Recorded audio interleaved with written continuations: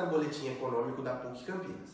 Hoje trataremos de um tema muito importante para a economia, a elasticidade. Colocando em contexto, a elasticidade tem como intuito mostrar o comportamento e reações, tanto de vendedores quanto de compradores, às mudanças do mercado. A mesma mensura os valores e variações da oferta e demanda, devido à mudança nos preços e quantidades.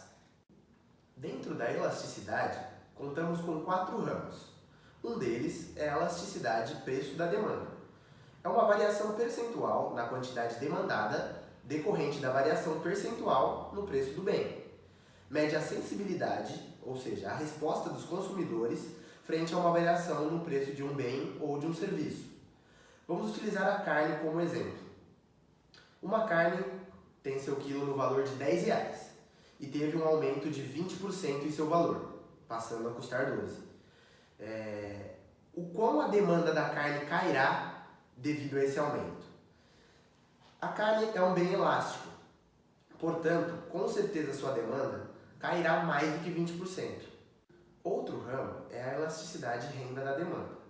Nada mais é do que uma medida do quanto a quantidade demandada de um bem responde a uma variação nas rendas dos consumidores, calculada como a variação percentual da quantidade demandada dividida pela variação percentual da renda. Ou seja, por exemplo, uma família que está habituada a comer pizzas. Caso sua renda aumente, a demanda de pizzas dentro dessa residência também aumentará. Agora, um exemplo de um produto pouco elástico.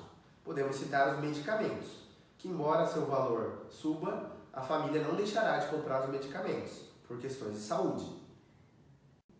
Agora, nosso economista George vai explicar a vocês um pouco mais sobre elasticidade, preço da oferta e preço cruzado da demanda. Agora eu vou dar um exemplo de elasticidade preço da oferta e nesse exemplo eu vou usar a Apple e o iPhone. Por exemplo, se a Apple decide abaixar o valor do iPhone, o percentual de quantidade ofertada vai ter um aumento grande, porque vai ter mais demanda, a demanda vai aumentar.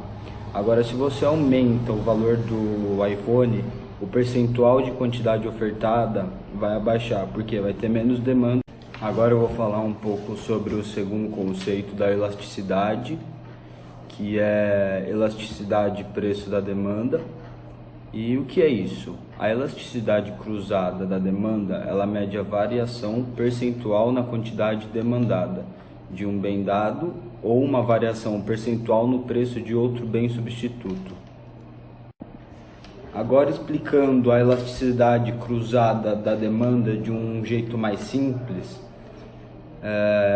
você tem o produto A, você tem o produto B. Alterei o valor do produto A. Agora eu quero saber o que vai acontecer com a demanda do produto B. Então a elasticidade é isso, que é quando a alteração de o preço de um produto acaba afetando no preço do outro. Há alguns fatores que influenciam nas elasticidades, como por exemplo, os bens complementares e os bens substitutos. Bens complementares são bens que só são utilizados quando em conjunto satisfazem as necessidades de algum consumidor, como por exemplo o açúcar juntamente com o café. E outro exemplo, o combustível e o carro, que juntos conseguem fazer a satisfação de seus clientes. E um bem substituto é um bem, como seu nome já diz, que pode ser consumido em substituição a outro. Por exemplo, a manteiga pode substituir a margarina ou vice-versa. E também a carne de frango para a carne bovina, que são alimentos que podem substituir um ao outro. E por fim, nosso repórter Otávio Bená irá até a TVH Dinâmica, empresa multinacional localizada no Distrito Industrial de Vinhedo, para que possamos ilustrar algumas situações no campo da elasticidade. Boa tarde, hoje iremos abordar um tema de elasticidade e para isso estamos aqui na TVH Dinâmica, uma multinacional que aborda 2 grandes ramos do mercado de reposição de peças. Primeiramente o ramo de reposição de peças para trator e máquinas agrícolas e o segundo ramo é o ramo de empilhadeiras e peças industriais. Eu gostaria de fazer algumas perguntas para o Paulo sobre a demanda e a reposição de peças aqui na TVH, influenciando na elasticidade e no comportamento da demanda. A primeira pergunta é como a crise econômica influenciou no mercado de peças agrícolas e industriais e como isso influenciou na demanda do produto. Okay. Boa tarde, realmente vou me apresentar, meu nome é Paulo Acosta, falar um pouquinho de mim, eu sou gerente de materiais da TVH Dinâmica, trabalho no ramo, no segmento de distribuição de peças há 28 anos, então vou abordar a primeira pergunta em relação ao quais são os reflexos da crise econômica em relação ao mercado de reposição. Vou abordar o segmento agrícola. Nós temos dois grandes segmentos na nossa empresa, um é industrial, peças de movimentação, tudo que é voltado à movimentação de carga, e o outro é o segmento agrícola. Então vamos falar do segmento agrícola e como o mercado de reposição, a cadeia de reposição desde o fornecedor até o consumidor final é afetado com a crise econômica. No nosso segmento agrícola, a gente costuma dizer que a crise ela atua num formato um pouco diferente. Por quê? Porque a linha agrícola trabalha com tudo que é insumo para alimentação, e de verdade você tem umas janelas de plantio e colheita que você tem que estar adotando e trabalhando dentro desse período. Então você não tem como não deixar de preparar solo, plantar e colher, independente da crise que está batendo na nossa porta, sim ou não. Isso falando dos grandes grupos econômicos, não do pequeno agricultor, que esse sim é afetado diretamente. Nós vamos falar das maiores cadeias, eles continuam fazendo preparo, plantio e colheita. O que acontece é que esse tipo de crise que a gente está vivendo agora, no nosso segmento, ela se traduz de uma forma um pouco diferente, que a gente enquadra como uma crise de insegurança no mercado. O nosso cliente ele tem demanda na ponta, precisa fazer manutenção da máquina e reparar ela, porém não quer deixar a mercadoria no estoque, porque nós trabalhamos não com atendimento ao consumidor final, e sim a lojas de peça. Então nós somos distribuidores, eu vendo para todas as lojas no mercado interno brasileiro.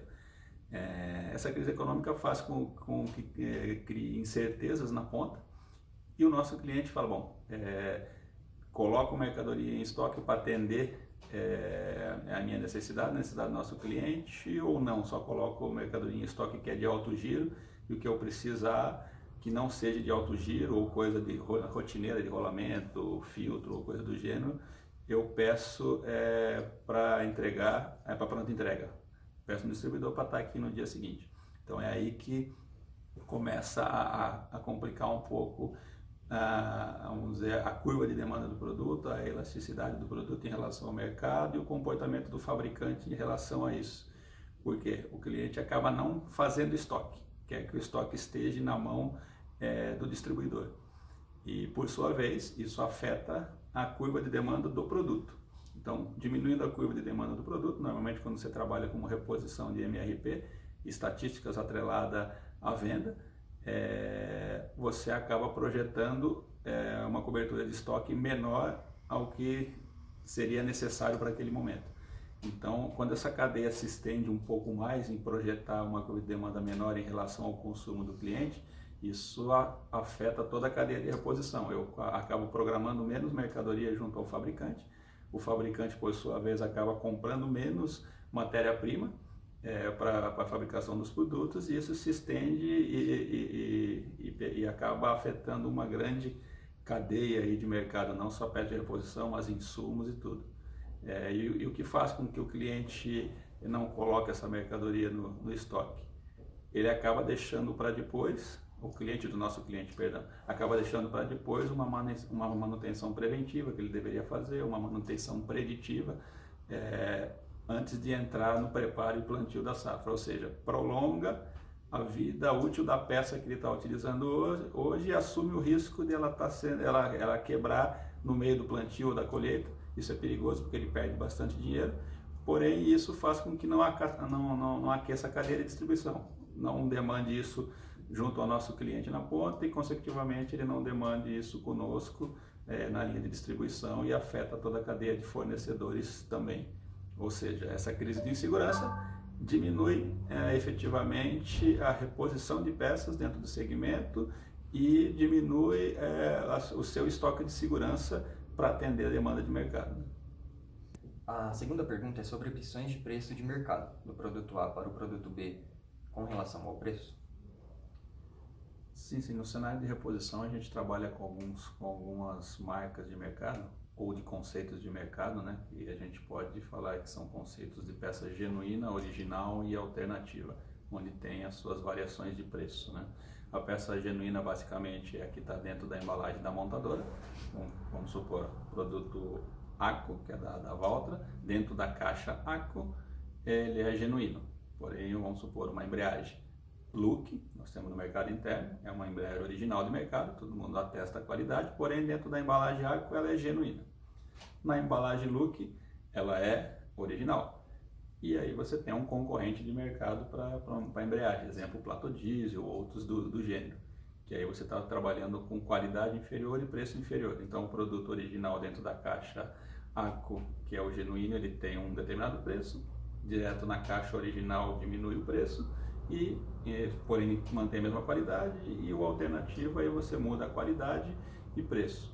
É claro que quando você tem um cenário de insegurança onde o cliente não quer fazer investimento ou está com receio de aplicar o seu dinheiro numa manutenção em determinado momento, que não sabe o que vai acontecer com a economia, porém ele tem que realmente fazer essa manutenção e tem que trocar essa peça para colocar a máquina para trabalhar, ele acaba optando do produto A para o produto B em relação a preço e qualidade.